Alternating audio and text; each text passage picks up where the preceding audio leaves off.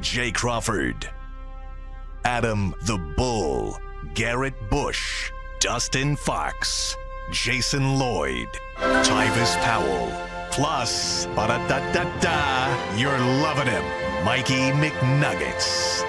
And so many big names, it would take me hours to say all of their names. The ultimate Cleveland sports show starts now. Booyah. Trust me when I tell you the best part of today's show just happened. Yes. It's all downhill. I only wish we could share it with you, but we can't. But the last line dropped by G. Bush at 10:59:50 was the showstopper. Now, if you want to share it in the chat or whatever you want to do. Good. Some things are better left unsaid. All right, we are, we've learned our lessons, right? Hey, let's go to Baltimore and celebrate 30 years of return football to hopefully the Queen City or whatever they call it. I told him, I said, I want to patch Jim Brown. We need Jimmy. I like that. We need Jim Brown to be ready to go. I got the away jersey on today. I like that. Let's go. We need all the help we can get here. Let's go. We might have to call on the ghost of Jim Brown. That might work. Jim, you got any reps left? Busy show, 90 minutes here on YouTube. We're going to preview Game 2 for the Cleveland Browns. They get the Ravens. They get a Ravens team that is angry. They got dinged on Monday Night Football, and they want revenge. So, or was it Sunday Night Football? I think it was Sunday Night Football. We'll talk about that. And then we'll flip over to WKYC, where we will give you 30 minutes of never before seen Browns content right. that you have to have WKYC or the WKYC app to see today. Or we post it on YouTube tomorrow, so you can watch it then if you want. But, guys, it's Friday. It's been a beautiful week. It's supposed to be a beautiful week. Next week, we got a busy show, but before we dive in, it feels like we are in the thick of football season now, guys. Between last night, Thursday Night Football, a full slate of football last weekend, I don't know if you guys get the same sense, but it feels like we are finally in the flow, in the thick of the best time of the year. No question. I also have a short in my IFB. Love that. So I can't hear you. But I think you said we're in the best part of the year. Yes, exactly what I said. Yeah.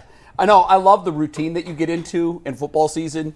You've got your Monday Night Football, then you got your Thursday Night Football, you've got college football on Friday if you'd like, high school football, and then college football Saturday, and then Sunday, 10 hours of football wall to wall. And if your daughter's a cheerleader, you go to the 8th grade game on Tuesday night. You go to the 7th grade game on Wednesday, your son's freshman game on Thursday, the high school game on Friday, the JV game on Saturday, and then you fly to Baltimore Sunday morning. Jeez. I have football every single day of the week. You really do. That's Every day. overload. That's overload. How they're doing the 50-50 raffle up and down there. Somebody got a picture of you doing that Yeah. and tweeted it out. Are you serious? Yeah. Got you. I'm a great 50-50 salesman, let me tell you now. Are you really? Oh, yeah. I sold my whole stack. I was top seller. I was top seller. I was going through the stands. 50-50. You ever sell TV?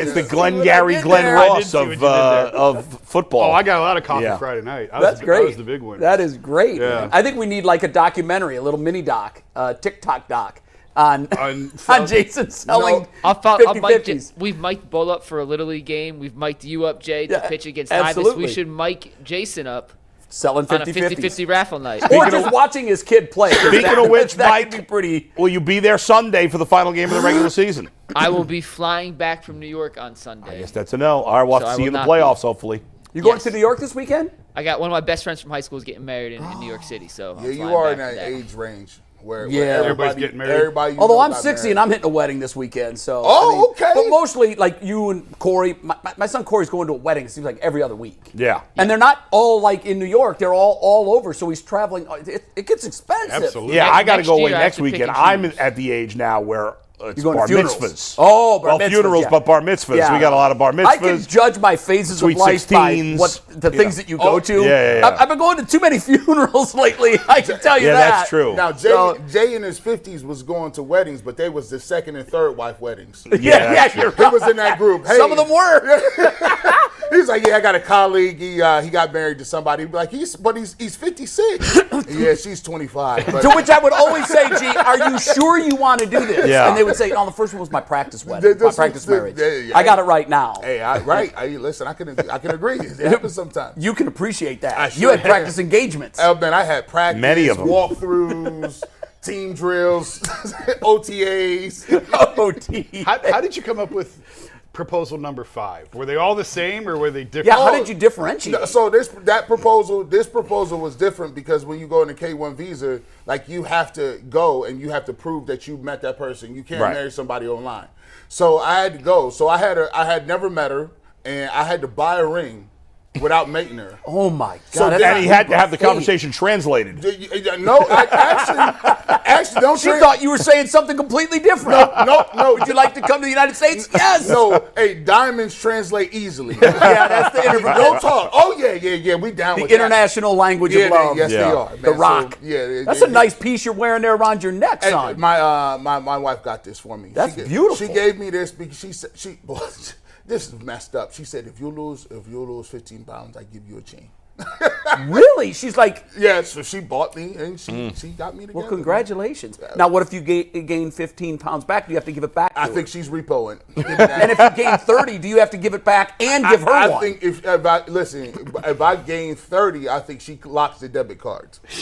Oh, no more shoes Yeah, from no G. more Bush. kicks. My Man, FanDuel account. my FanDuel bingo. Oh, yeah, The that's FanDuel bingo. Didn't she co-sign onto yours so you couldn't make any bets without her knowledge? Like she's literally. So my wife, she has a real job, so she's like an accountant over this company, so yeah, she's really good at counting nickels. finding miscellaneous. Shout out to Rose Bush. Shout out to Yeah. Rose Bush. It's one of the craziest names of all time. It really Yeah. is. And it's fitting. She's a very pleasant human being. Yeah, all she does is smile and nod. By the way, very there's a guy who's now a sales.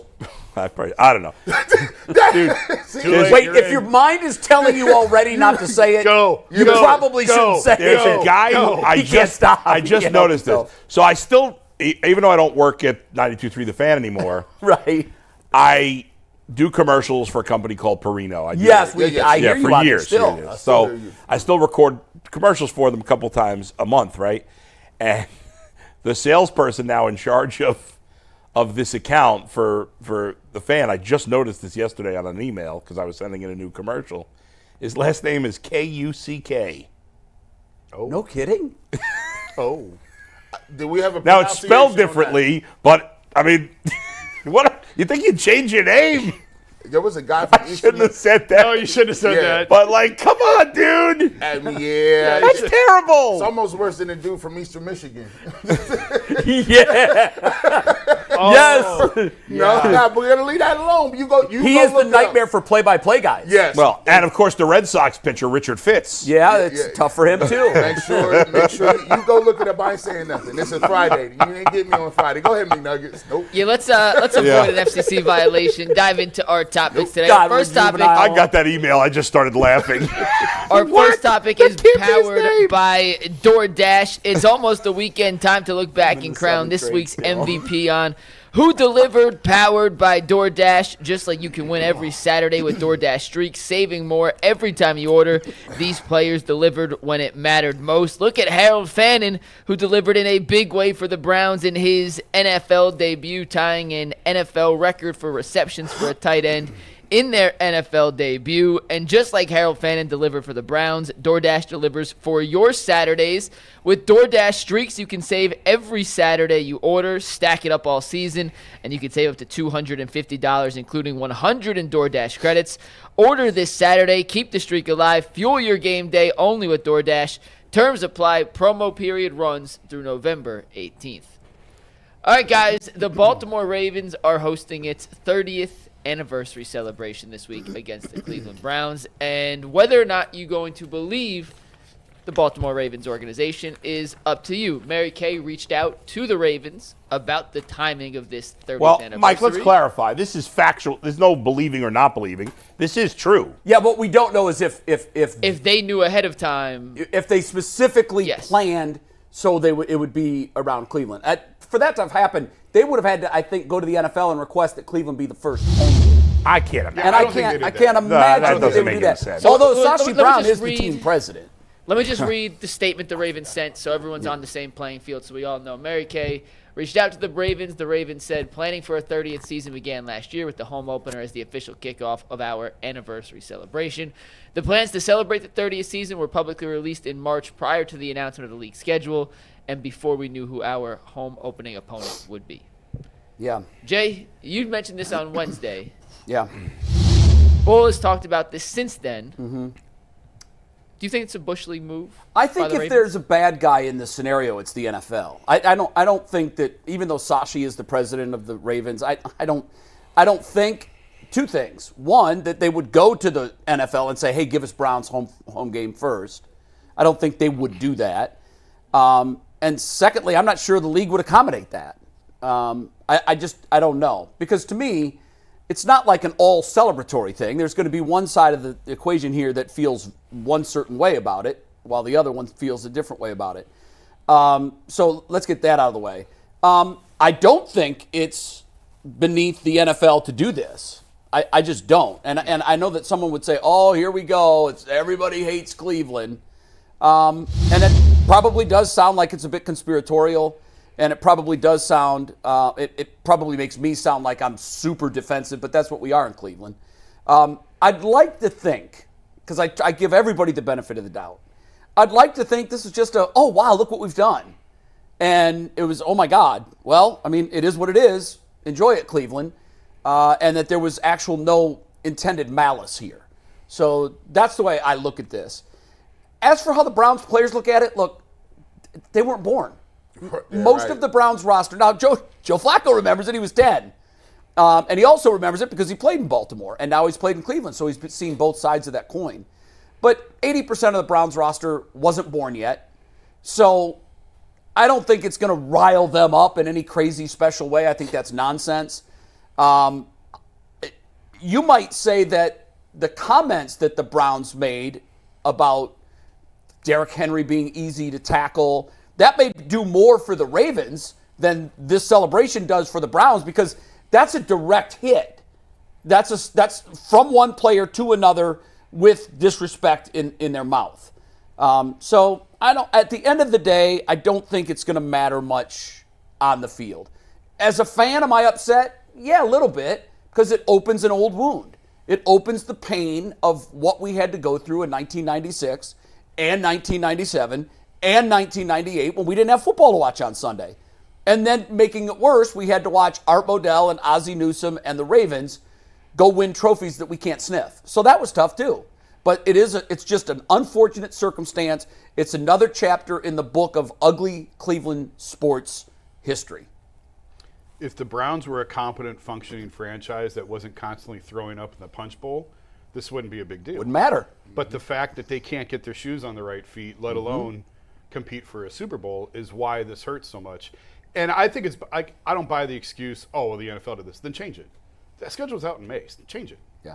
If you really care, they don't care. It's not that they're trying to twist the knife in the Browns. They don't respect the Browns. That's it. There it is. There it is. That is it. There it is. If this was Robert Kraft or the Rooneys, would the NFL do this? Never. There's not a chance. They don't respect the Haslams as an ownership group, and they don't respect the Browns as a franchise. You're right. That's what it comes down to. And Do you think it was intentional from the NFL? No, I just don't think they cared. Yeah, so you just think it happened? I don't think it crossed anybody's mind. Yeah, I agree with you, but I'd like to think that. I'd like to think that. They weren't sitting around going, how can we get Jimmy today? But you're right. Once the schedule came out, they could have switched it to the second home game. Out in May. But they were like, yeah, whatever. Yeah, it's exactly it. Yeah. So, I keep telling you guys, nobody cares about the fans. And the players don't care. Players don't care about the fans. The league doesn't care. The league doesn't care. The ownership doesn't care. No. Nobody. So the only people who are upset, I'm upset by this. Are you? Because I was 19 when they left. I have friends who were crying over it, and dads who were sobbing over it. Doesn't it rip an old wound wide open? I was at the last game against the Bengals in the old stadium where fans were carrying out stacks of chairs. Yeah. I was there I as was well. sitting there watching it. I saw them with saws. Now, this is a world we lived in at the time. You could carry saws into the stadium. They would, because they'd be battery. They insane. wouldn't need plugs and electricity. You would be arrested now if you tried to bring a saw into the Brown Stadium. But back then, If you try to bring a toothpick in, I think you get arrested. they brought saws into the stadium and were cutting apart the seats during the game. Ratchet sets to take the bolts off of the seats to lift them up off the concrete. And the stories were legendary that the cops were helping. I never saw the police helping, but I saw the police laughing and applauding as people were carrying the seats out of the stadium. They didn't do anything to stop it. No, they didn't do I don't know that anything. they aided it either, Jason, but they didn't do anything to stop it. Because I wrote about this today, and I already got a couple emails like, this is stupid. Who cares? It was 30 years ago. Like, why do you care? And so for like younger generation, they don't care. No. Players, they don't care. It's like the older people who had to live it. Yeah. And like the dads of my friends who were like sobbing over this, that's who I'm angry for. Sure. And it's just the fact that like nobody cares about the fans that are upset about it though. They just care about the money. So just remember that when you like Cleveland has very little expendable income in a lot of families. Like there's only so much. And people get so worked up over the Browns and they get so passionate and so emotional. They love them so much. Just understand it's a one-way relationship. That's right. Always been, always will be. And that's just the reality. And people can get angry at that. That's just the reality of it. So no going in. Like if the Browns losing a game wrecks your day or wrecks your week, just understand what they're doing this weekend is yet further evidence that nobody cares about. It's not about the fans. Nobody cares about the fans. If you understand that and you're good with that, okay, cool. It's a good point. Yeah, he hit it right there. Like it's just like, if the Cleveland Browns were great, if they were good, we just laugh and talk about exes all the time. Like you gotta think about it. If you weren't over your ex and you're looking around and you're doing bad, you dusty, you're overweight, you don't got a job, you're unemployed. Yeah, you're gonna be on Facebook stalking pictures like, yeah, I can't believe she go with this dude. He got the nerve to have a Mercedes Benz too. Yeah, you're gonna be looking. And the fact is, the Baltimore Ravens have everything that you want. Everything. Oh. They got championships.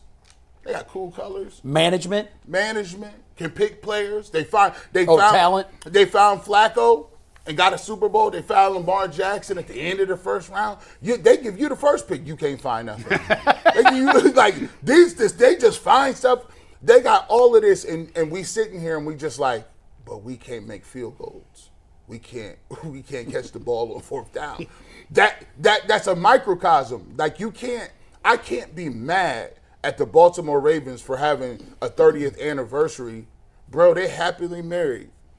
You mad? They happily married. What they doing? They're not even thinking about you. You just on the schedule. You are not on their radar. You're a blip on the screen. They think they're gonna come in here and smash you. And the only way this really changed, the relationship changes, is it's gonna take a transcendent person.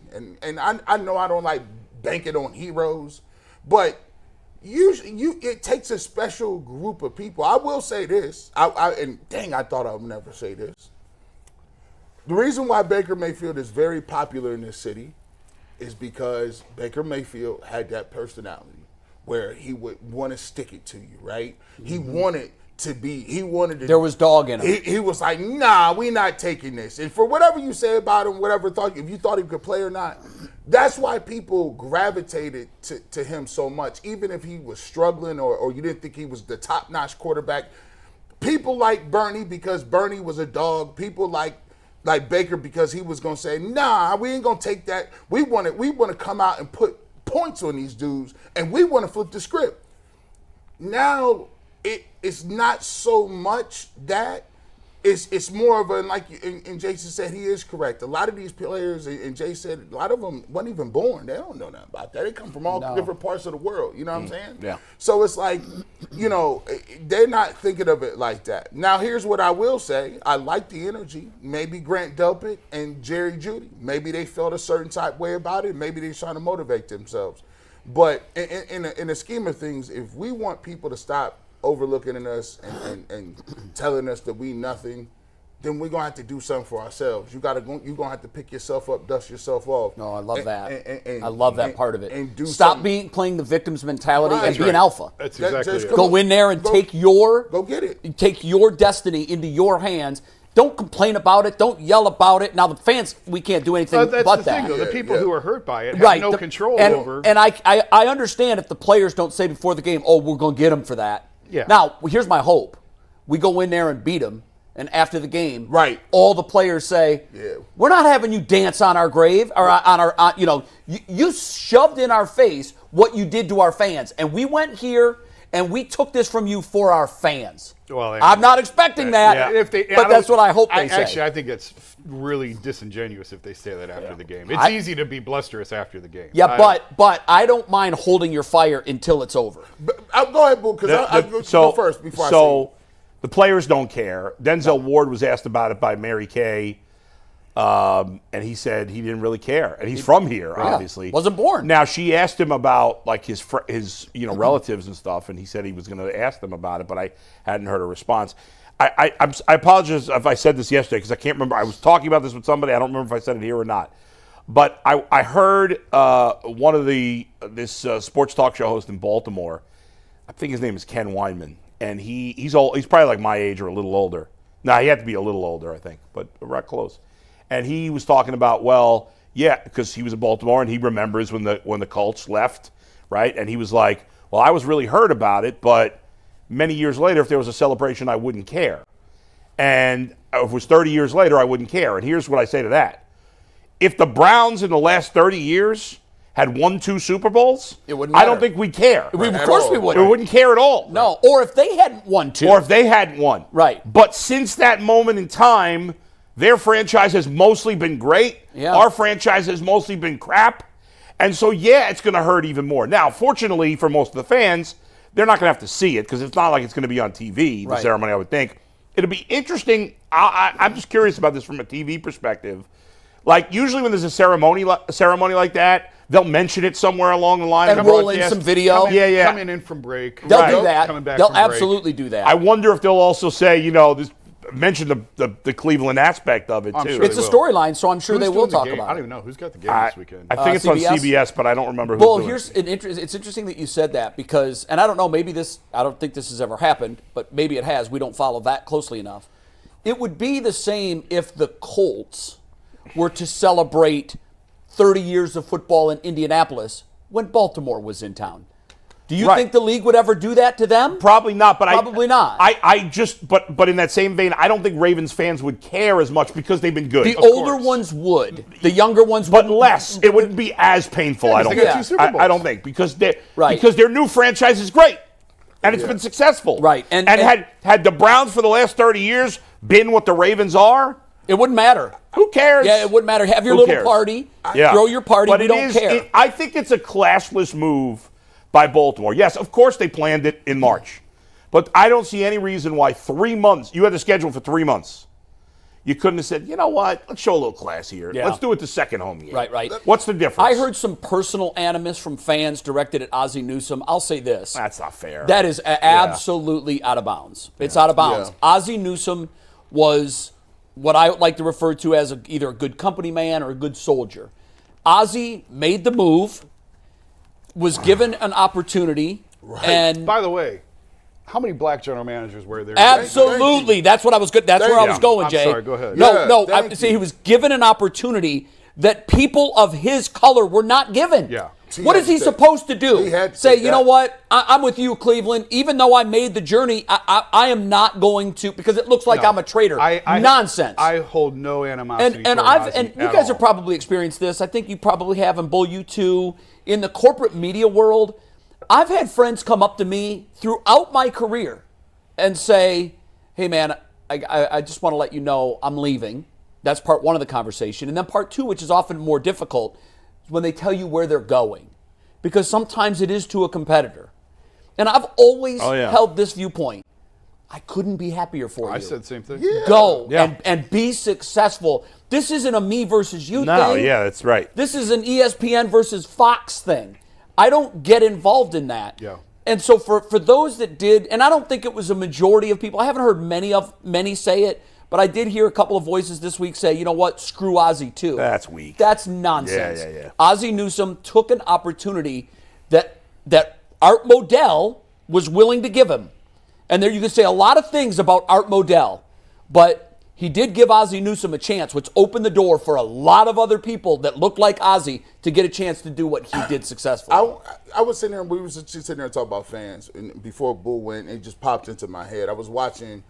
I get into these zones where I watch old Browns games. I was watching 1989, Tampa Bay Buccaneers, Vinny Testaverde versus Bernie Kosar at the big sombrero. Wow. Like with the creamsicle jerseys. And I remember they coming in, and this is crazy because Joe Namath was doing color commentating. Wow. And so I'm looking at it, and he was like, and the Cleveland Browns, as always, are traveling well. The whole stadium was packed. Oh, yeah. They had the Bernie Kosar signs up, and I said, man, you know what? It's kind of one of those things. I think there's some untapped energy, like, because this hasn't been this way in a while. Like we talk about the fan base and the relationship with the team. I think people don't understand this. Like a fan base and a team, if they synced up, it give them a special feel and synergy. Where it's like I watch the Cavs, I just go back and I watch the Cavs, and when them Cavs versus the Warriors, the Cavs was losing. Nobody in the world, Jason, was saying bad stuff. Everybody was like, no, we could do it. And you see those games where they come back from 3-1. It's like the team feeds on it. That's a special type synergy. In the 80s, there was a special bond. We had it. We did have it in the 80s. And Jay, those are the people that are most egreged by what happened. I mean, Hanford Dixon is here. He may live here. He's here all the time. I don't know if he I lives think here he now. does live here, yeah. Bernie. I remember Steve Everett wore the Browns bandana the whole first year in Baltimore because the money was different. It was a different world. It was a different league. And there was a special connection back then between the players and the fans. So when I say the players don't care, that's today. And I'm not necessarily disparaging the players for that. I get why they don't care. It's a business. They're trying to make as much money as possible, whether that's in Cleveland, Tampa, Kansas City. They don't care. They figured out because the teams don't care about them either. Yeah. So it goes both ways. Yeah. But back in the 80s, they absolutely there was a bond, love affair between the players. You know, and the there's city. a cheat code. There's the if you were to ask me which city currently has that with its team right now, way at the top of the list and maybe number one would be Buffalo. But you know what? Sunday night when there were 10 minutes left and their team was down by 2 scores, they took an aerial shot and the upper tank was just about empty. No, I'm gonna tell you who got a lot of fans. It was so bad that I believe Josh Allen after the game called them out. Said, "What happened to Bill's Mafia?" Yeah, that was shocking. I was stunned by that bull. There's 2 teams. I think the Bills have it, and I was surprised by this because we don't take trips to Southern Ohio much. When I went to the OU West Virginia game, these dudes in Joe Burrow, I know it's Athens and that's where he came from, but he got West Virginia on lock. He got there was, even if the Bengals start off slow, I saw thousands of people. And they're like, we start off slow, but we got Burrow. Like, they really rock with him as if, they're like, the Browns will play close, but they love Joe Burrow. Like, it's just like, it is what it is. Well, Cleveland would love a Joe Burrow, too. Sure, absolutely. Here's what it is. Fans love a quarterback that gives them thrills he'd be on loved Sundays. no matter what town he was playing in. If you win for a team consistently, that fan base is going to embrace you. Real quick, I wrote about this morning. I didn't know we were doing this as a topic, actually, but the kind of morphed into something. But I want the record to be clear on this, that, Al Lerner was just as much a part of the Browns leaving as Art Modell was. And the fact that there's a statue of him outside the facility is a disgrace. And the fact that the stadium the address of the stadium is named after him, which that's only going to be for a few more years, is complete incompetence on the part of the city. He is every bit as culpable. And we don't have to go into all the details now. But he was desperate to get an NFL team. He was happy to move Art out. Mm-hmm. He more or less facilitated the whole thing. He's the one that met with Baltimore officials before Art ever did. He's the one that encouraged Art to meet with them. It's hilarious to me that, he is hailed as the person who brought football back to Cleveland. No, he's the person that destroyed football in Cleveland, just as much as Art was. Yeah, there's a lot to that. I agree. We done had some wild owners. It's Cleveland, baby. Never a dull moment in Cleveland. All right, guys, let's dive into a little more of the actual X's and O's of this weekend's game. Our next topic is brought to us by Mazda, the people who believe it's not just about playing the game, it's about redefining it, because these moments do more than win. They push what's possible, reminding us to go that extra yard, shift into that extra gear, and keep the game moving forward. When you follow what moves you, the unexpected is only the beginning, and just like there's more to every highlight, there's more to every Mazda vehicle. Mazda, move and be moved. All right, guys, the last time the Browns played the Ravens, or technically 2 times ago, but when Jameis Winston beat the Ravens in that back-and-forth affair, he threw the game-winning touchdown to Cedric Tillman. And if you guys remember, in that game against Baltimore, it was kind of Cedric Tillman's coming out, welcome to the league party. In that game, he was targeted 9 times, had 7 receptions for 99 yards, 2 touchdowns, including the game winner. Now, he's been hurt. Granted, he hasn't been able to stay healthy, but over his last 5 healthy games, he's put up some pretty impressive numbers. 48 targets, 29 receptions, 354 receiving yards, 4 touchdowns, and if you were to extrapolate that over a 17-game season, it's a 100 reception, 1,200-yard, 14 touchdown season. Granted, It's easy to extrapolate 5 games, make it look bigger than it is. I am fully aware. However, in Week 1 against Cincinnati, Tillman ranked in the top 10 of all NFL receivers in separation yardage and pass route win rate, which are 2 statistics that show what he was doing was successful. That's the same as pass rush win rate. We talk about that all the time. Yeah, no, I think it's a very valid stat. I actually believe it's a valuable stat. I Doesn't think mean he it's gets very the ball, valuable. but was he able to get open? McNuggets, you cold Well, with this. don't ever cite Miles' pass rush win rate thing. I don't. I can't even say that. Yeah, no, I don't. It's a very difficult stat I don't to love say. all the stats, but this is a stat that I think is meaningful. McNuggets is cold. I want you to do my obituary. They're going to have, Hey, wait they're till gonna you have wait me a till you see the 5 supermodel. stats On Tuesdays come and up. Fridays, he was unlike any human on the planet. Ever seen. So my question to you guys is, and Bull, I'll start with you funny because I line. know you were not as impressed with Tillman as some of the other, What? some of the rest of us were. I was complimenting Tillman while these guys were ripping Tillman. What are you talking about? I ripped him for 1 play or 2 plays. The question I want to ask it, and Yeah. Bull, we'll start with you regardless. Bull, you got rolled on, man. Bull said it. Damn, Mike. I thought you said you weren't as impressed. No, I was he complimentary of actually- Tillman, yeah. Okay, then my bad. There's a lot has been happening this week. Yeah. I had to move into It's an all right. apartment. I was busting you balls about that stat, so I got a little flummoxed. Bull, Yeah. I know it's a 5-game sample size. I know it's 1 game this year. I understand we are looking at the big picture based off not a lot of evidence. But are you buying the fact that Tillman is on the right track to developing into a legitimate X receiver in this Browns offense? No, not yet. I got to see a lot more from Cedric Tillman.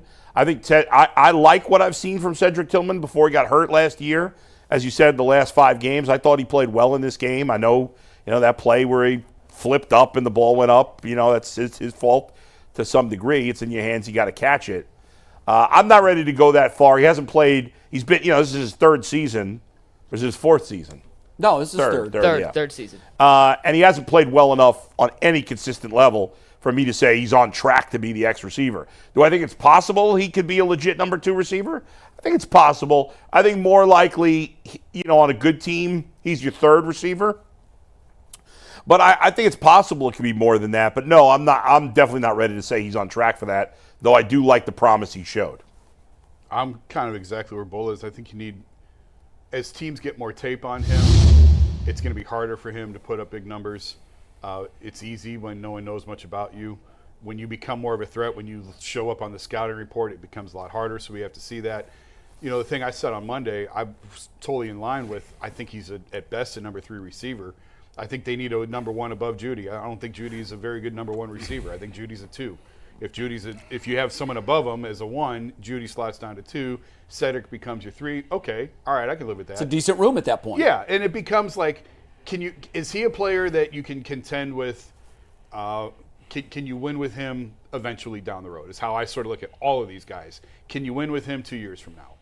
And with him, yeah, possibly. It's funny because when they drafted him, I always thought he was going to be like the big red zone target, the guy who's going to high point the ball. We haven't seen any of that. No, we have not. So I don't know if that's yet to come. Or is that on Kevin or is that on him? I don't know. I don't know the answer to that. But it's just kind of funny because he has not at all been the player I thought he was going to be when they drafted him. Yet at the same time, he's still evolving into a pretty good player. And remember, like, the quality you need at wide receiver also correlates to what you have at quarterback. Absolutely. With Josh Allen, you could get away with not like they don't have a number one receiver. Yes, but also Josh Allen is one of one in terms of physical traits. Absolutely. But you can get like he has better talent now, but when Lamar Jackson was first having success, he didn't have much around him. Except it was like Mark Andrews and nothing. No, but his evolution has had to do a lot with the fact that they've put better weapons around him. Well, that's helped, but it has helped. I think also it's, compare his numbers with Flacco and Winston compared to all the other quarterbacks he's caught footballs from. You're gonna see there's a huge disparity. Yeah, but the thing is, though, Flacco and Winston are not like what we're looking for. I mean, no, they're not, but they're better than what we had. Well, right. They're at least, lower tier starting quarterbacks as opposed to non-NFL quarterbacks. Sure. So to Mike's question here, which I'll let you go because we're going around the horn. You can give your thoughts and then I'll finish up. Oh, okay. No, I was ready for you. You had something else on that? I do. I'll come back to that. All right. Nah. That was good, man. I like what y'all try to do, man. That sounds real good, man. You know good and well. He is a fringe, borderline 3-4 type guy. He's a 3 or 4. He's not. He reminds me of a bigger Laquan Treadwell, and Treadwell, coming out was supposed to be that dude, but he's a little bit bigger. I thought I wanted Jalen Hyatt, but Jalen Hyatt drops the ball a little bit. You know about Hyatt over in New York. At least he's fast. The thing about Cedric Tillman, to be a legit X receiver, or be a receiver, you have to have something that is a elite or at least one good trait. He's not very twitchy. He's not really a deep threat. He is a possession receiver, but he really doesn't get high point 50-50 red zone targets like Jason said. And his hands is sometimes. And he be injured. That does not bode well. That does not bode well. And why this is wild, bro. What? Do you dare take it? No, absolutely no. Listen, I don't want no more loans. Stop it. It's a 1-800. Yeah, 1-800. I don't want no more loans. You need to put the block on your phone for numbers you don't have in your contacts. I did that years ago. Man, then it is awesome. You know what started happening? I started getting blocks from people that I just don't pick up the phone for them no more. So Mikey would be like, "Yo, G. Bush," he's sending right to voicemail. I'm like, "Did you even get that?" Wait, is that why you didn't answer my calls for the first year? Gee, remember, you right? had my number saved for 18 months. I had a bunch of it was just going right to voicemail. People was like, "I called you." I was like, "I didn't get no call." So you must not have that because you. Oh, it's probably gonna go to voicemail. That call you just got. It's going to voicemail now. Yeah, that's the best thing about the iPhone. I love that feature. Man, I'm like, man, my iPhone. I think they gave me a faulty one, bro. My joint don't be doing like y'all's. Y'all just act like you want to. But Cedric you Tillman, got the G phone. Yeah, the G phone. prepaid iPhone. It's like the G League. But nah, like Cedric Tillman, all right, but come on, man. Look, people got on their team 3, 4, 5 receivers. No, how many teams have like a third receiver that's that good? Philly's got depth at wide receiver. Who's their third receiver? But I don't know that I'm going to go 5 deep for anybody. There are teams, Bull, that have 3. The Buccaneers have 3. The Buccaneers got 3. The Eagles have 3. Nice. Who's the Eagles' third receiver? I can't even think of it. Jahan Dotson. Yeah, he's not an A, but he's nothing. He's better than. I take him. Oh no, he's not better than Cedric Tillman. First of all, I take him. He's been in the league a lot longer than Cedric Tillman. Okay. There's no reason Cedric Tillman can't be as good as Jahan Dotson. So we squint. I would take Tillman right now over Dotson. I know. I probably would too, Mike. Jahan Dotson has done nothing. Listen. Just because they're on good teams doesn't mean they're good players. The Bucs may have, the Bucs haven't even played together. Those they've got to guys. get healthy. No, they've got to get healthy. But last week, Baker and Emeka played together for the first time, and it looked like they've been playing together forever. Old. I mean, how much longer is he going to be there? That's why they drafted Emeka. Is this and Godwin's hurt? Is this not the same guy that just had the ball go off his hand?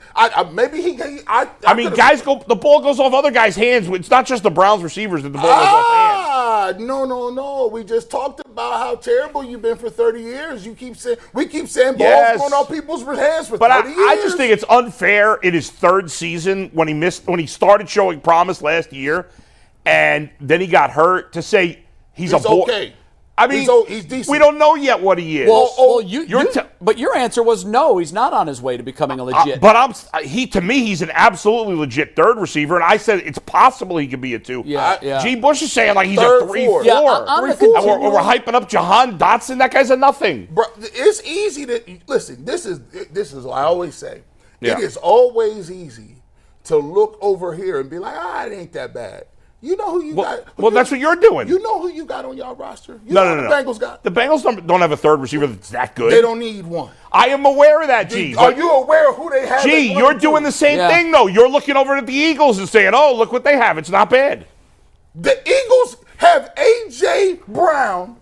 But that's not what we're Smith. debating. We're debating whether Cedric Tillman is good enough to be a 2. Cedric Tillman. Not whether the Browns. That's not Cedric Tillman's fault that we don't have A.J. on Brown. this roster, to be a 2 is It's not a high saying bar. much. It's not. Well, I'm not looking at Our 2s are going to end up being tight ends. I'm not looking at can you be a 2 on a crap team? Who cares? Yeah.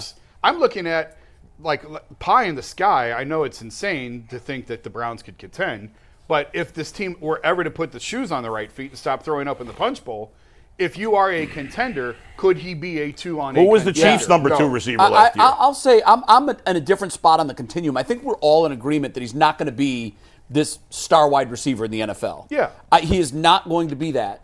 However, and I know I've been critical of him, and I thought that he had a lot to do with the Browns losing on Sunday. That drop was a critical drop. It was here you go, defense, take the interception. All that being said, I have seen development in Cedric Tillman. Can you throw up the graphic that you put up the last 5 games? There's one key thing that we haven't discussed about Cedric Tillman that's in this graphic. Healthy. Yeah, it's a big issue. When we drafted him, I said this is a major concern of mine. As I've watched him play out his first 2 years as a Brown, it's been proven true.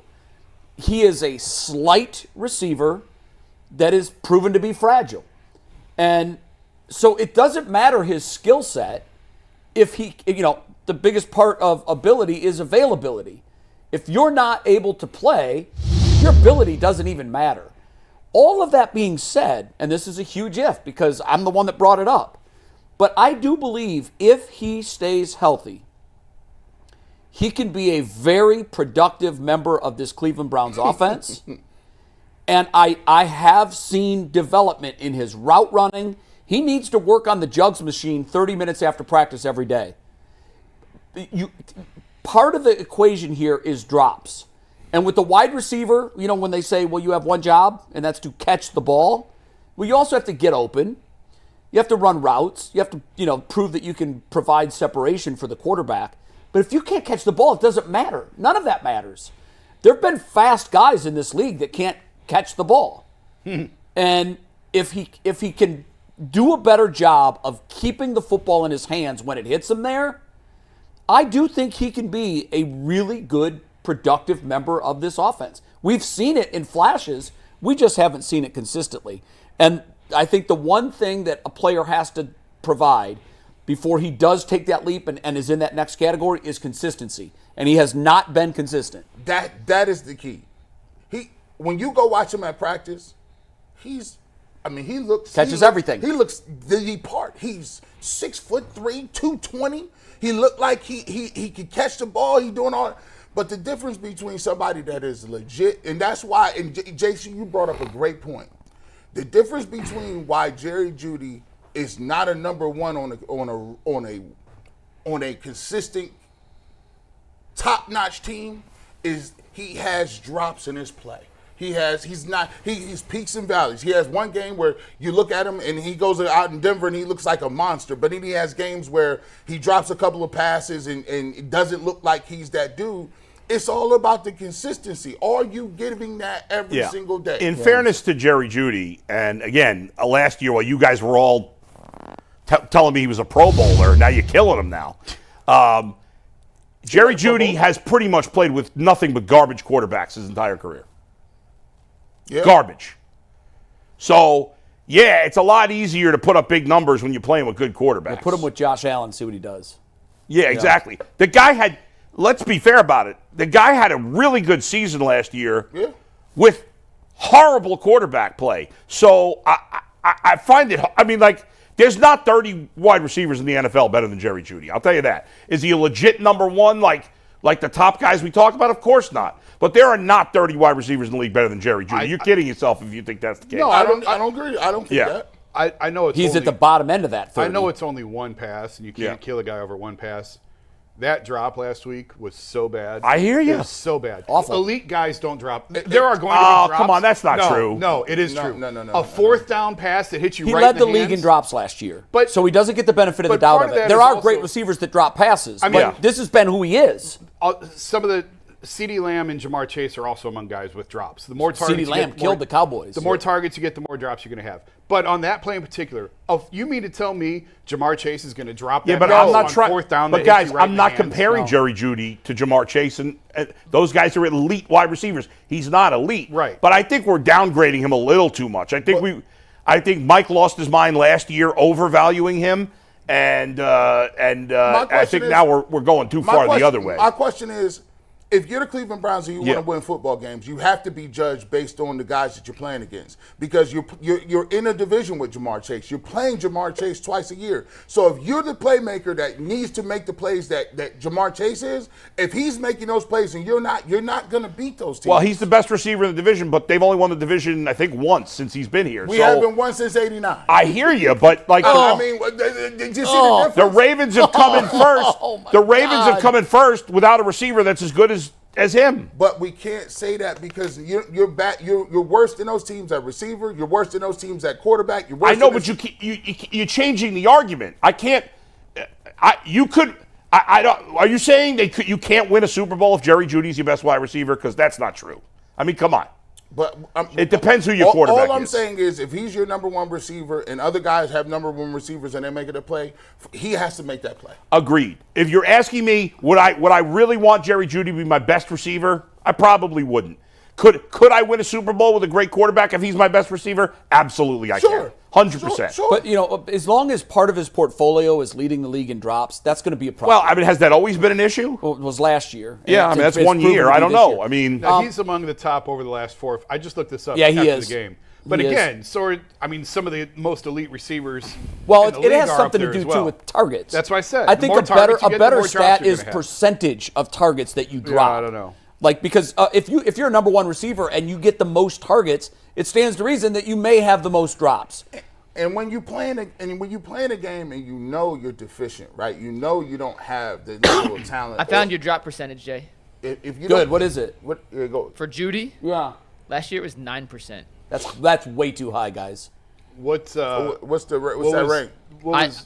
I see it's on Pro Football Reference on an individual page. So Can give you me just another real receiver. quick I'll look up an. Jamar and CeeDee, I know were whatever I looked up Sunday after the game, they were up there too. I don't remember if it was last year, or if it was last 5 years. That's 1 out of 10 throws. Jamar your way you Chase. drop. Last season, Jamar Chase had a drop rate of 5.1%. That's acceptable. His first 2 years in the league, he was 8.6 and 8.2. Wow, he's made big strides. What about CeeDee? CeeDee Lamb last year had a drop lot. rate of 4.6. His first 2 years in the league, 7.2, 6.7. Yeah, those are he's gotten manageable better and numbers. better. When you're So- near double digits, that's So- part of who you are. What was Jeudy? Jerry Jeudy was year by year? 9% last year, Mike. That's what he said. Yeah, that's what he said. 9%. Yeah, that's just too high. All right, here's guys who were worse last year. Jaden Reed, Dontavian Wicks, And none of those guys are. Javonte Williams. Oh, he's a running back. Jalen Waddle was worse. Yeah, none of those guys, though, are guys that I would consider They're not number one. as elite What's guys. Jeudy year by year? Yeah, Jeudy year by year. Rookie Yeah. year, 8.8. Second year, 1.8. Wow, how many targets? I think he got hurt that year. He played, 56 targets, by far the fewest of his career. Still, that's impressive. Yeah. Over 56 targets to have 1% drop rate. Next year, 100 targets, 5 drops, 5%. Easy Okay. math. Next year, 87 targets, 2 drops, 2.3. That's good. Great. That's great. And then first year in Cleveland, 145 targets, 13 drops. So last year was outside of his rookie season, was his only bad year with drops. And you know what? And we'll cut him some slack on 145 targets. I know it's still the percentage stays the same. You can't be at 9%. You got to be at 5%. He's or got in to that be area. better. He's not an elite number one. No. but he's a very good wide receiver. Yeah, I'll give you that. I don't I'll give you that. Oh, quickly, we had asked. I think we're the all game saying the is same on. thing in a different language. This is from Yak, who's the sports director upstairs at Channel 3. The Browns game on Sunday is on CBS, and I love this pairing: Tom McCarthy and Ross Tucker. Okay. Yeah, And yeah. Ross That's- back that's Ross a- Wednesday. That's so. a great Yeah. listen. Who's So sidelined? it doesn't say. I would imagine it would I be don't a remember who DD, they're- just because it's AFC North. No, she does Spiro, doesn't she? Yeah, she's with. It's Oh not a yeah, DD. you're right. You're right. I'm not He sure does. who it is, but it's not a DD. No. unfortunately. Yeah. So. I hate But when we the do Browns have and Ross Bengals play Tucker at the same coming on the time. show Wednesday, so we'll get Is some it the great golf insight. the golf chick, the golf girl From that does Ross. the CBS be. golf? I don't know. She's in the regular rotation now too. All right, guys, let's get to our next topic. It is brought to us by FanDuel. The NFL season is here. FanDuel is making sure you're ready to kick off with a can't-miss offer. Right now, new customers can bet $5, and if that $5 bet wins, you get $300 in bonus bets to use across the app. So if you're ready to play, right now is the right time to join FanDuel. Just download the FanDuel app by visiting FanDuel.com/UCSS to get started. That is FanDuel.com/UCSS to place your first $5 bet. All right, guys, I got a 5-pack of stats to get to for you guys today. Some of these, especially the Good. kicker ones, come via True Media. Shout out to Jason's guy over at True Media for helping us. By dig the way, up some of before these you get kicker into stats. the kicker, Micah, Didi texted me and said the Browns should sign Ben Souls. Apparently, he's from Ohio. Apparently, he was the kicker at Pitt, and he had the competition. He was the competition for Chris Boswell. Obviously, Chris Boswell wasn't going to lose his job, but Where is she he said now? he was awesome. I got cut. Free agent. He's a free agent. Ben Souls. Name to watch. From I never heard of this town in Ohio, so I'm guessing it's not anywhere near here, but maybe you guys have heard What of is it? Let's see. It's sorry, Mike, I screwed up by not being prepared for this. He played for the Pitt. He's from Tip City, Ohio. Oh, Tip City. Yeah, I know. Where's Tip City? That's we have a U.S. president from there. Andrew Garfield. No, Grover Cleveland. maybe Harrison. They There were- actually Tippy Canoe. And see he where went to he's from. Tippy Canoe High School. Yes, I believe there's more presidents from Ohio You are than correct. any other state. You are but they were correct. all many, many moons ago. some people we haven't had one in a long time. Yeah, Some people call Atlanta Tip City. If you know, you know. I know. That was good. All right, guys, All right, 5 Mike. stats that you need to know for this game against the Ravens. The first is not kick-related. The second and third are directly correlated to the kicker, though the first stat has to do with some new wrinkles we saw in the offense in Week 1. Last year, in 2024, the Browns used motion on just 37.9% of their snaps. That ranked 31st in the NFL. Only one team used motion fewer than the Browns last year at the snap. However, in Week 1 against Cincinnati, that went from 37.9% all the way up to 70.5%. That was the third most motion at the snap of any team in the NFL in Week 1. How did that impact the Browns' success? Well, the EPA on the plays they ran with motion at the snap was a 0.08. Anything positive via EPA is good. Anything negative is bad. On the plays without motion, the EPA dropped from 0.08 to minus 0.22, a pretty significant drop-off between the plays with motion and the plays without motion. The Browns, like I said, second fewest motion at the snap in the entire league last year. Week 1, small sample size, but ranked third in the NFL. A nice little wrinkle from Kevin Stefanski and his offensive staff. Yeah, I asked Zach Jackson about that because Mike was trying to give credit to Tommy Reese for that.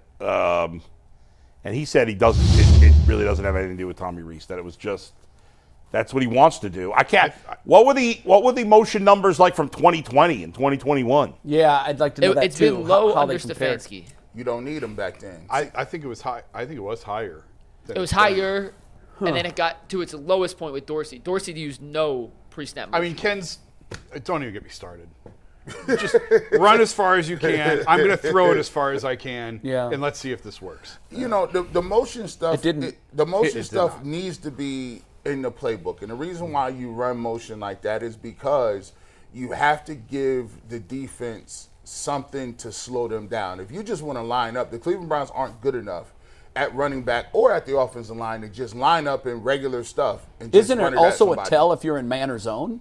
Yeah, So there- there's benefits to do it if Yeah. you're on offense. You want them to have to read some sort of keys. You want to say, hey, well, at least you got to respect that. Like, you got to respect the jet motion. It may not seem like much, but you want to put them in a position where they at least have to value some of these other things where you can get something off of that. So they have to do those things to give themselves an opportunity if you're deficient at certain positions. It's the difference of being aggressive or passive on offense. Regardless of what the play ends up being called, I just think when you do things like that to garner information from what the defense is in, I think that's just aggressive. That's foot on the pedal, not on the brake. And I like stuff like that. It's one game. I wouldn't get carried away with one game. At the same time, I'd be curious to know what the numbers were during Joe's 5 starts a couple years ago, because I think a lot of this has to do with the quarterback and the trust in the quarterback. Yeah, I think you're right. Is it also the defense? I mean, the Bengals were in two are high safety look and Yes, they have yes. a young defense, whereas the Ravens are more of a veteran defense. We'll see. Yeah, if some The defenses defense might be is a more good point. susceptible. Yeah. The Bengals were in a lot of 2 high safety last week. I don't know if I think Baltimore. Right, they didn't want Joe to throw over the top. Yeah, so I don't know if Baltimore will play that same way or not, but I think a lot of that was probably to try and shake something loose from Cincinnati's side to get a peek at what they were in. I think a lot of it has to do with just the trust between play caller and quarterback.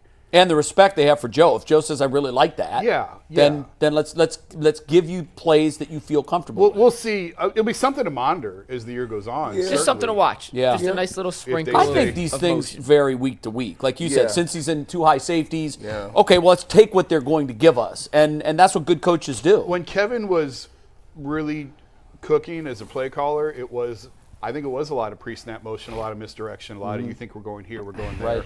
So, and I think they're getting back to that this year, so we'll see. Yeah, I think it'll dictate what the Ravens want to do. Last week I said Joe's going to have to hit a couple deep shots. I think the Bengals thought that way too. They said, no, you're not going to do that. Now, the Ravens are a little more aggressive. I'm anxious to see what the game plan is from Stefanski as to what they think they're going to give Flacco. Let's get to the next one. Even though this next one is really 2, it goes correlated together, and it's about the kicking conundrum in Cleveland. So True Media pulled these stats, so shout out to True Media. But since Kevin Stefanski took over in 2020, so we're going back to 2020, the left side of your screen are the Browns' averages on certain kicks. On the right side of your screen is the NFL average. As you can see, the Browns just 78% on extra points under Kevin Stefanski and Andrew Berry during that tenure. The league average of that same time period is 85%. Field goals under 40, 88% for the Browns, 95% for the rest of the league.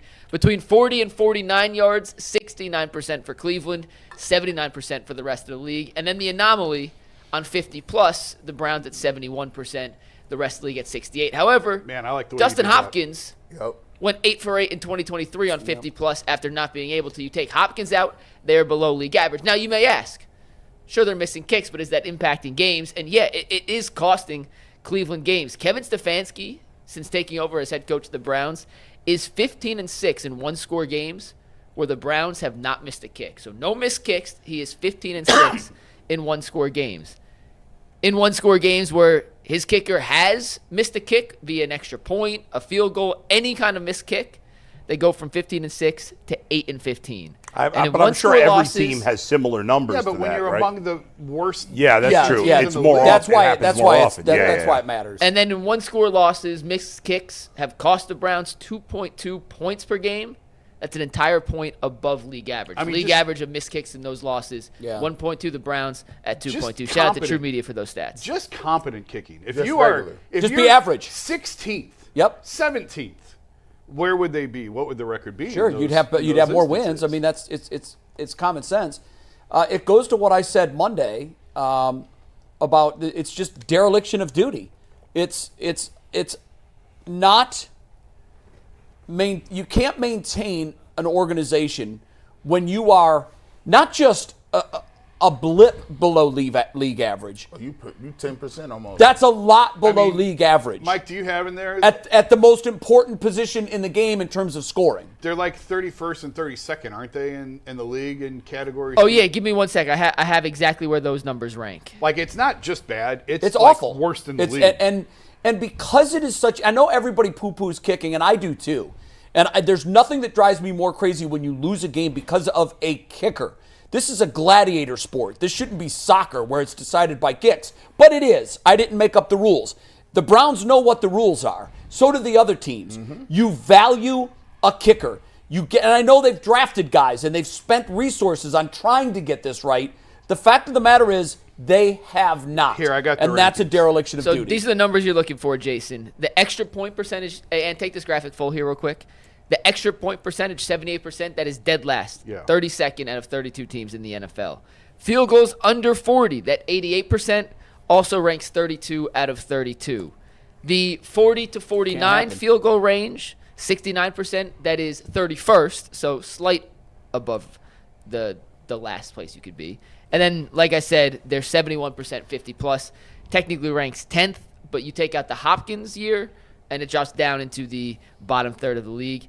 Also from True Media, the Browns under Kevin Stefanski, between missed field goals and extra points, have cost the team 112 points. That's the second most in the NFL, just behind Minnesota at 115. And last thing, Jay, real quick. Okay.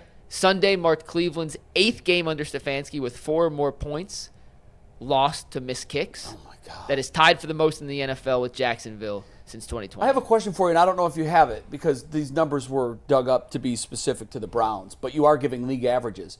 I'd love to see, going back to 2020, which teams rank 1, 2, 3, 4, and 5. I only have the Cleveland. I know. ones 'cause True I Media figured you pulled. didn't, but I'd like to see.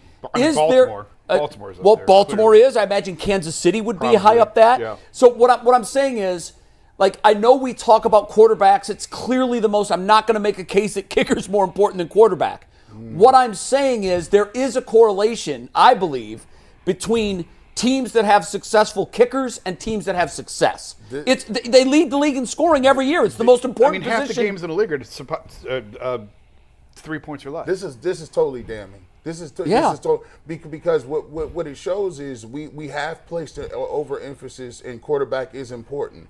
But if any football player, any coach at any level will tell you, it's going to come down to penalties, turnovers, and the kicking game. If you're dead last in kicking, You'd have no chance. and then you're still at the bottom third in terms of penalties, Yeah. you can't win. Now- You can't win. I don't have this. Like Jason, my guy at True Media just sent us these numbers without all the rankings. Maybe it's a 2% difference between 32 and 25. 25. I don't know. Yeah. Because I do think that matters. Like if it's a 1 or 2% difference in 32. But, you win in the margins. Yeah, I know. But if we're talking just a couple of kicks, I don't know that's going to make that drastic of a difference in Right. the overall. But when you do look at those Well, numbers, just go last year. Can you call up last year's kicking results? Well, where did Philly finish and where did Kansas City finish? I know Kansas City had kicking issues with health. And Butker, got it. I don't think was particularly great when he was even healthy. But, and I know that's a shorter term. right. I'd like to see a big sample size study done over, comparing the teams that make the playoffs with their kickers to the teams that miss the playoffs. Well, here, just last. Do you ask about last year? Yeah, I don't know what the results are going to Well, be, but I'm curious. Here, this came from Jason too at True Media. I just lost it. Hang on. Sunday marked Cleveland's 8th game under Stefanski with 4+ points lost. To Mikey missed just kicks. gave that. Okay. 4 games last year since the start of last season. So that was 3 last year. Wow. 3 games last year. They lost 4+ points to missed kicks. Yeah, I just don't see how you Now win. I don't know which 3 they were. I don't know how you win unless you're just number one offensively by leaps and bounds. I don't know how you win, particularly in the playoffs where games are won in the games are- margins. yeah. How are you winning a Super Bowl without when New England went on their run of Super Bowl kicks? They had a reliable kicker, particularly in the playoffs. He didn't miss. So, Jay, you want to hear something? I got it. Last year, the top 5 teams in field goal percentage. This does not correlate to winning. Yeah, that's why I said I'd like to see a bigger sample. I'd like to see like a 10-year sample. Last year, did pay Tampa out. Bay was number 1, made the playoffs, lost in the first round. They did. Number 2, Chargers didn't make the playoffs. Number 3, Pittsburgh didn't make the playoffs. Number 4, Jacksonville, terrible. Number 5, Tennessee, terrible. Awful, worse. Number 6, Miami. Didn't make the playoffs. Or did they? They Yeah, were they did terrible. Number 7, Detroit. Obviously, they were good. Arizona, 8, didn't make the playoffs. Denver, Dallas 9. wasn't in the top 8? That can't be right. I'm looking at it. No, wait. NFL team field goal conversion Auburn percentage. was 40 of 47 last year. So He had did 7 misses last year. He Wow. did miss 7 I was kicks. unaware of that. I was unaware of He that. was the second-team All-Pro kicker, but he did miss. Baltimore by the way, rep. Baltimore last year was 27th. Philadelphia. Well, Baltimore last year had Tucker was a mess. Yeah, last Philadelphia, the Super Bowl champion last year, was 25th. Yeah, I'd like to see. I would like to see a bigger Now, sample size. the gap 'Cause between that could the change year to year. 32 and 25 was big. Okay, Because that's Philadelphia what I was 25 and they were 81%. The Browns were 32nd at 67%. Okay. Oh my God. Yeah, that is huge. Is that? Wait, I got a question for you. Yeah. Is that bigger? It has to be bigger than the gap from 25 to 1. Oh, for sure. It's got to be double. Mathematically, it has. Let me Double. see. Yeah, there's Special not enough team room for it to offense. So number one in 2024 was 94%. Okay, and they were 85. And the Eagles were 81%. Okay, so 13%. Which is significant. And then the 81 Browns were to 60 67%. Yeah. Yeah, Hopkins which was is bigger. Hopkins was objectively terrible. Last year. So it's literally the difference between 25 and 1 was Yeah. bigger than the difference between There were- 25 and 32. There were three teams below 75%. And Bull, what that really tells me is you can be bad. Clearly, Philly wasn't great and still win. What you can't be is last by a mile, and that's what we've been. So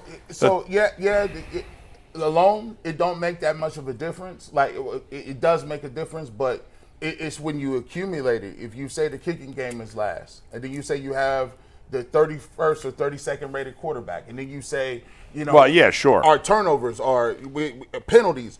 When you start to stack that against yourself, and you don't, and we just talk about, hey, our receivers are where, playmakers where, it paints a picture of you can't play this style of football and expect to win over a long haul or even the short term. You just can't do it. It's just not possible. All right, next final two stats here. More just interesting nuggets I found on the Ravens that I thought were worth bringing up for you guys. I call this one Jekyll and Harbaugh. He's 26-8 in his career versus Cleveland. He's 172-105 overall in his career. It's tied with Bill Parcells for the 15th most wins ever. Despite that, his teams have blown 17 double-digit second-half leads since he's taken over as the head coach of the Baltimore Ravens. That is the most since the NFL started tracking that stat in 1991. And Sunday's Week 1 loss to Buffalo was considered the 13th most improbable comeback for any team over the last decade, according to Amazon and ESPN's Next Gen Stats. And the other little nugget, Bull, you mentioned this yesterday, but Yeah. Derrick Henry had 169 yards on 18 carries versus Buffalo. That brings his career rushing total in the NFL to 11,592 yards. That's still 32 yards short of his 4-year high school rushing It's total. insane. The most prolific high school rusher, maybe And he's the of all most time. prolific NFL rusher during his time, and he's Yes. still short of his high school total, which is, can you imagine being like some kid in high school and you have to tackle Derrick Henry? It's crazy. not like he wasn't big Grant when he came in, Grant Delpit says it's not that hard. I got to say, guys, That was tone deaf. and I know I'll agree. be in the minority opinion on this. I think in the last few years, Harbaugh's one of the worst coaches in the league, and nobody pays attention to it. First of all, he has made take. some of the most egregious mistakes in the postseason in recent years. That's true. How many times have they had a terrible game plan in the playoffs?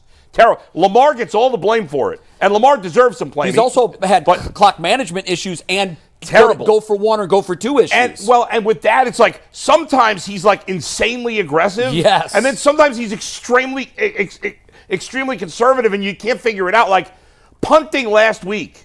What were they doing? You're don't giving know. the ball to Josh Allen? Like, Yeah. you have Lamar, go for it. I don't understand. He does some wacky stuff sometimes. He's unconventional, I think. I don't know if I'd say he's one of the worst, but I think the last few years he's done a bad job. Among the coaches that we've given genius credentials to, Yeah. I think his are probably most in need of reevaluation. Because I'm with you, there are some moments where I'm like, what is he doing Yeah, right now? it's been a lot of Both that. ways. Yeah. Overly aggressive and Yeah. overly conservative. It's weird. I think what he is he's an impulsive guy. And I think whatever hits him in the moment, he just goes with it. And I think probably sometimes it warrants a conversation with his OC or DC or whomever. It's a make or miss league. They said in basketball, it's risk reward league in football. Would I take John Harbaugh? Yeah. You see what his record is against us? He cooks. At the end of the day, you're gonna make some calls. That's kind of There's a lot of coaches with good records against very true. Only one And now Taylor might have a winning record against us. I don't know. I remember. I'm old enough to remember when Hugh Jackson came in here as an offensive coordinator and put a masterful game. And he had Andy Dalton. He put 40 on this one. I'm like, Hugh Jackson.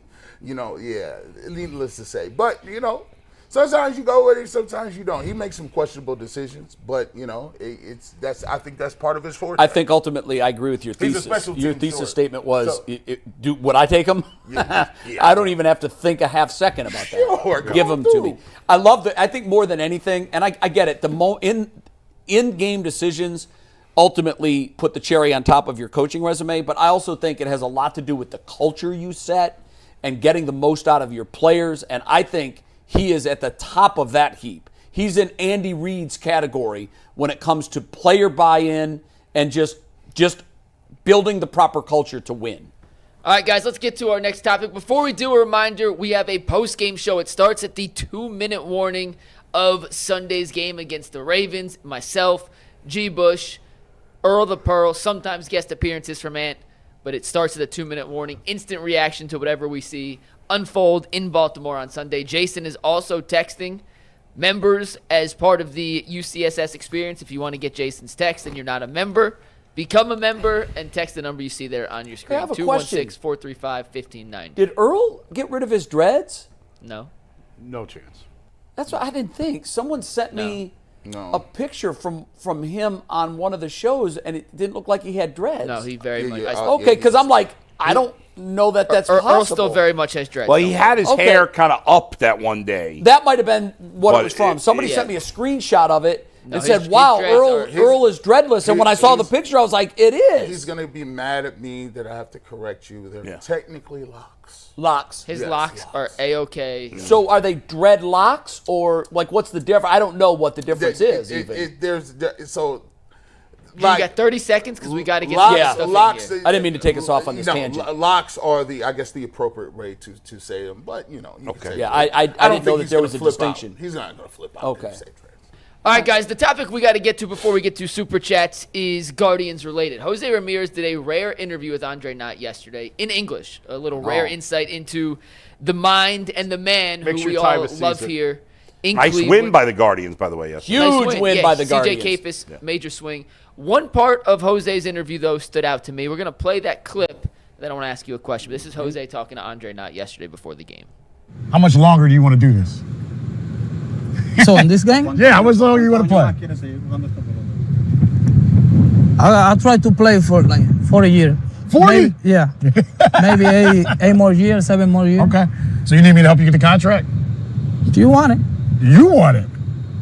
I want to play. I try to play in Cleveland, like 8 more years. But if you're not in Cleveland, I try to play everywhere. So I get that. I love that. It's not in Cleveland. I want to play 8 more years. Is there any chance Jose won't finish his career as a Guardian? No. There's no way, right? No chance. There's no chance? No chance. Nope. I mean, He's playing here. The only way it happens, and by then we'll have owners with money, so it won't matter. And I don't think it's going to take a lot of money. I think what he said there was, well, my hope is that Cleveland thinks I can still play until I'm 40. Yeah. But someone will, and if Cleveland doesn't, then I will go there. They're building a statue for Jose Ramirez outside of Progressive Field when his career, I think they should unveil it on his last day of his career. That's what I think he's given to this city, and I cannot imagine. I hope I'm right here. I can't imagine ever seeing him in another team's uniform because he's already told us he left a reported $90 million on the table from a Blue Jays offer to stay here. Well, no, that couldn't have been an offer. The reports were he could have made $90 million more had he gone to Toronto. I think it would have been more than that, but it could have been. He was never a free agent. He never became a free agent. I think what he's told us and what he told us with that move was, I like Cleveland more than I like money. I hear you. I just think there could be a point that, like, he's 37 and he wants to keep playing, and they're like, well, are they ever going to say that though? Like, I mean, that's what teams do. I know, but I think Jose would say first, because of his perfectionist mentality, he would notice it before and say, you know what? I wanted to play till I'm 40. I wanted a pony for Christmas. It never happened. Yeah. If his body breaks down or his skill set erodes, I think Jose is of the mindset that he would say, why am I going to go to Seattle and play for half a year and then have them tell me I'm no good? Right. I mean, I think under this current contract, I can't think of when it ends off the top of my head, but I think he's got 5 years left. Yeah, I mean, he can't be traded without his permission. No. Because he's got a no-trade clause, but... he's a free agent 29. Yeah. Yeah, I mean, that's not that long from now. It's 4 full seasons. Yeah. He's 32 now. I don't think it's realistic that he plays till 40. I don't either. That's a different question. I'm not saying he can't. Right, yeah, that's a different Julio question. Franco played till he was 50. Yeah, or these something days, like that. guys, it's pretty uncommon now. Yeah, guys, it is. nobody's taking. I don't think anybody's taking steroids anymore or Now, whatever. They're taking other stuff. If he's within striking distance of 3,000 hits or 500 home runs, that's a different conversation. Because we've seen guys hang on, knowing that they're on the downslide of their skill set, right. But they hang on for whatever reason. They want to gather a few more numbers. They want to break a couple more records, whatever that is. Yeah. And when it's all said and done, he will own the Cleveland Indians offensive record book and Guardians record book. I see him as a Joe Flacco type. I think he is very confident in his skill set, and if he gets to the end of that contract and he's not signed, he's going to say, I want to play. How old is he? 32? He's 32. He'll be a free agent at 36. Yeah. At 36. I like him. I think we don't like him to play here the rest of his career. But at 36, if he had a decent, would the Guardians pay over market value? You remember what Detroit did? And I'm not suggesting that we do that, but do you remember what Detroit did with Miggy? Oh. Now, granted, now they're out of that tailspin, but it put them in a 5-year tailspin where they just were. You could rubber stamp they were going to lose 100 games every year. Yeah. Now, I have never seen that kind of loyalty. They had to know there's no way this guy's got 10 years left on his body. Baseball rarely does those contracts. Almost never. Almost never. But who plays their whole career for one team? It's so rare. It is rare, but I think every once in a while a Miggy comes up. Yeah, but he didn't play his whole career for one team. He didn't. He finished with the Marlins, didn't he? No, he started his career with the Marlins. Yeah. But he finished his career with Detroit once he ended there. Right. Derek Jeter. Those guys are very few and far between. I get what you're saying. Joey Votto, although he played in the minors with Toronto. I do think that Jose's one of one. He's an odd breed. He's had opportunities to leave. When you start putting all of the greats in the Indians, Guardians pantheon in our lifetime on a list, they all jumped ship for more money. Every one of them except one. He's the only guy that stayed. The fact that he'll be 36 when he's a free agent, we have to see how these next couple of years go. Right. I kind of see both sides. I totally see if he wants to keep playing and the production isn't there, what do you do if you're the right? Guardians? That's the tricky thing. Yeah. And I think by 2029, I think new ownership will be in place. So that won't be as much of a factor, I don't think. It's just a matter of his production the next couple of years. Yeah. And then is he comfortable going year to year on 1-year deals? Because I don't think you're committing long term. You probably won't. You'd have to get him to say that. But the other thing, too, is obviously the Miggy thing is the outlier. His was like 10 years, $300 million, whatever it was. It was obscene. Most baseball people looked at that and said, oh, this is going to put the Tigers in a 5-year hole, which it did. Mm-hmm. And Miggy quickly became a shell of himself, too.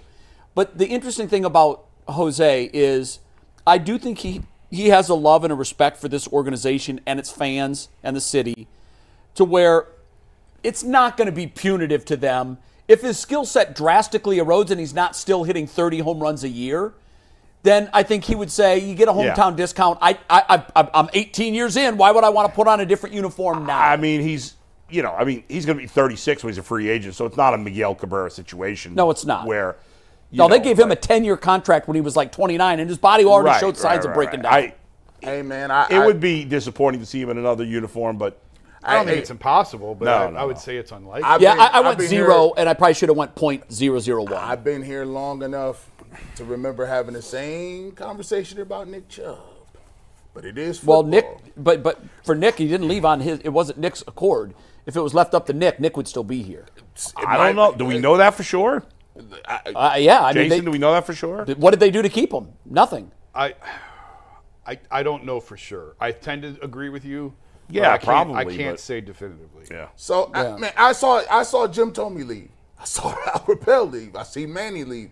And but all those guys did it in their 20s. But you would have never thought Jim Thome was going to do it. That's why there was a segment of the population was mad because when all the other dudes jumped ship. They was like, well, at least we got Tommy. He's going to stay forever. Then he left. But the thing about Tommy that a lot of people, I think, either have forgotten or didn't realize at the time, his relationship with Charlie Manuel was almost father-son. And he went to the Phillies. So I think in Jim's case, he had seen the writing on the wall that the Indians' stretch of greatness was over, and they didn't really have a plan, and they didn't have the pieces in place to be what he wanted them to be. And he had a chance to go be reunited with the guy who he looked at as his baseball and it's godfather. you can't compare it to any of those situations. Those guys, as you said, all left here in their prime. Well, he would not be in his prime at 36 anymore. years old, no. The Tommy thing, real quick, the Players Association was putting a lot of pressure on him as well. I know they were. To take top dollar. That was the time, I don't remember all the details, but that was the time when, and they still do, but especially back then. That's why it's even they more. They were really pressuring these guys to take every dollar. And Jay, I'm glad you brought that up, because don't think that the Players Association wasn't looking sideways at Jose Ramirez. No question. And his agent.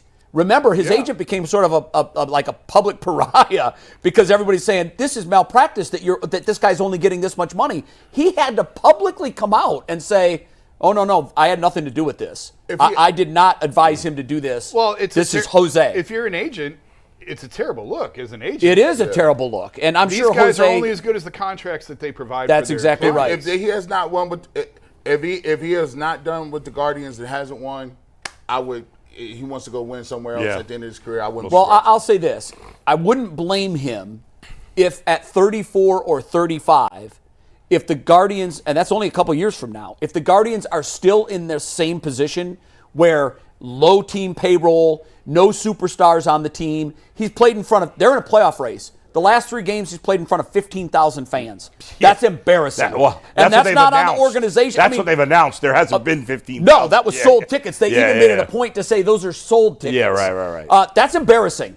Just the last couple years on his contract are club options, year-to-year club options. So just worth pointing out. I can never imagine that they're going to. By the way, somebody said it really quick, but CJ Kafis, that was a hell of an at-bat. If they somehow pull off this last wild card, which I doubt, but if they somehow do it, we'll remember that at-bat, that 2-run homer in the 8th. And by the way, wouldn't have you liked to have that in June? Well, we had to see more of Carlos Santana. Yeah. Did we? Yeah, apparently No, we didn't. I'd seen enough by Will May. Wilson and all. All right, guys, super chats. We got a bunch, so we're going to fly through these. Bo, real quick. Brian Keller wants to know, Fannin or Hawkinson in fantasy this week?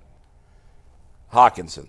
Dragon the Abandoner says, can we recognize that the Browns are an expansion team that is 26 years old, and the 2 expansion teams have ever won a Super Bowl, and it took them both around 30 years to win one? That's crazy. That's fine. The Hot Saucers says we need to see Isaiah Bond stretch the field and show that speed this week. Daryl Green says, G. Bush, your Darth Vader analysis on B. Moore's celebration was fire. If you don't know, go watch the Ultimate Cleveland Brown show. Yeah, man. Christopher Waite says, I wish they would remove Ozzy from the Ring of Honor. He's a snake and a traitor. No, that's not true. That's lame. Who's that from? Christopher Waits. That's weak. No, Christopher. You're wrong, Chris. Thanks for watching, but that's a horrible take. James Mace Jr. says, geez, the way you guys talk about the Browns, I need to take an antidepressant. Hey, man, they got to make them kicks. I mean, I'm not allowed to be within 50 feet of razor the blades. Game should games make you is want to the- take Yeah, antidepressant. The Hot Saucer says, McNuggets, you got to get the next UCSS sponsor to be Prozac. I ain't Prozac in a minute. Daryl Green says, you guys are wrong and out of pocket. About what? About what? Everything, I guess. Thank Salvatore you, the Daryl. 216 says, that's the main reason I've coped with building the new stadium. The real history of our Browns was stolen by Baltimore Ravens anyway, so why not have a fresh I've start? heard other fans say this. What has been won on that ground? Nothing. And there's all kinds of people say, well, what was there before? Was it a dump? Was there garbage underneath there? Was it an Indian burial ground? Clearly the karma in that dirt has been horrible. I'm okay with moving. All I know is that the ownership in Denver is paying for the whole thing.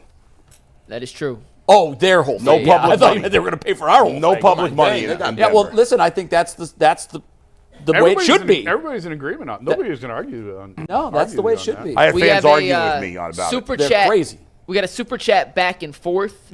Reggie the Bug Glover sent a super chat. Daryl Green responded to the super love chat those. with his Battle own, rap. so I'm going to read these Super together. chat battle. Reggie says, I know you guys will disagree, but with our kicking woes, why not spend a 7th-round pick on a kicker? No one else picks them, so the Bull's best head one will should be explode there. if they do that. And Daryl Green responded saying, because a quarterback can be there named Purdy, never draft a kicker. James Mace Jr. says, to be fair, Bull, Mark Andrews dropping the 2-point conversion wasn't on the coach. Daryl also says, Jason, are the Browns still looking forward to 2026? Yeah. Yep. No, 2028. Well, I mean, 2028 and a I'm half. going for 2037. I think that's the day they have circled on their calendar. the dome opening is the most important. That's right. The entire organization's focus is the dome. You seen the Well, podcast? listen, They got a 2026, podcast guys, about it. has a great quarterback class. I haven't seen one great quarterback, but apparently there's a great quarterback Class in general. Yeah. We have 3 more real quick. James Mace Jr. says, actually, we'll end with that because it's a good question. Christopher Waite says, Lamar poops himself in the playoffs all the time. That's not Harbaugh's fault. Daryl Green says, Jay, I'm 64. You're 60. Make sure you get your eyes checked often. I want to race Daryl now, just so I can say I beat Daryl Green. That's, you know what? That's funny. Okay, Daryl, are you up for a race? I need a hip replacement. I've had 7 knee surgeries. I don't know what your physical condition is right now. I think I would love to stage a 50-yard race with you so I can say I've beaten Daryl Green in a sprint. That would be funny. Let's Last go. super chat. We'll spend the last 2 minutes on this before we head over to WKYC and the WKYC app for 30 minutes of never-before-seen content. But James May says, does Jose have the potential to be the greatest Indian/Guardian ever? Yes. The greatest ever? Yeah. Man, No. That's rough. you got a 120-year history. Can I here. throw Rough, Bob bro. Feller out of the mix? And you know what I do too, Jay? This is probably not fair, but like you're probably going to jump on me for this. A lot of people have. Pre-1950, really 1960, it was a bunch of white dudes playing against I a hear bunch you. of white Yeah, dudes. no. And I always That's have fair. to ask this question. I- How much of that talent would translate to superstardom today? I completely agree. I mostly ignore things before the 50s in baseball. I almost go to the 60s, Yeah. really. Yeah, because yeah. it wasn't fully integrated until No, but guys, well, much later than that even. But black it was and Latin integrated players by started 60. coming in, obviously, Yeah. after Jackie. And so when I look Yeah. at when I see guys that are dominating today, Yeah. can you imagine had they played in the 40s against just white guys? I got beat up for my say it's the worst take of all time. I'm like, listen, Bill Russell, I love you. You're not guarding Shaq. Yeah, no, I'm there's something to that. Like, I'm sorry. Because it's so hard to compare apples to apples from those different eras. You kind of got to break it up. But Shaq was just unique. In the 50s, they were smoking cigarettes in the middle of the game and drinking beers after. and going to And they wars. had jobs in the Yeah, offseason and they- at the hardware How you store. go to wars and come they back? weren't training like they are now. Yeah. That's kinda wild. So I should preface my answer to that. I believe that he You think is he's better the- than Manny Ramirez or Jim Tomey? Well, I wouldn't take him over Here's that. why. Yeah. If you're saying the best body of work with the Guardians and Indians, yes. Okay, that's a different story. Okay. But no, of course not. Yeah, he's yeah, not right. better than. If in we're fact, not I wouldn't inclu- say yes. he's better than Albert Bell. Albert Bell didn't have the Right, if longevity. you're talking about their whole careers, Jose is not the best Guardian. No, but when it's all said and done, he'll own just about all of the Right, because offensive he's the records. only See you in superstar 3 in modern minutes history. on WKYC and the Play his whole career. WKYC app. Yeah, you're right. Peace.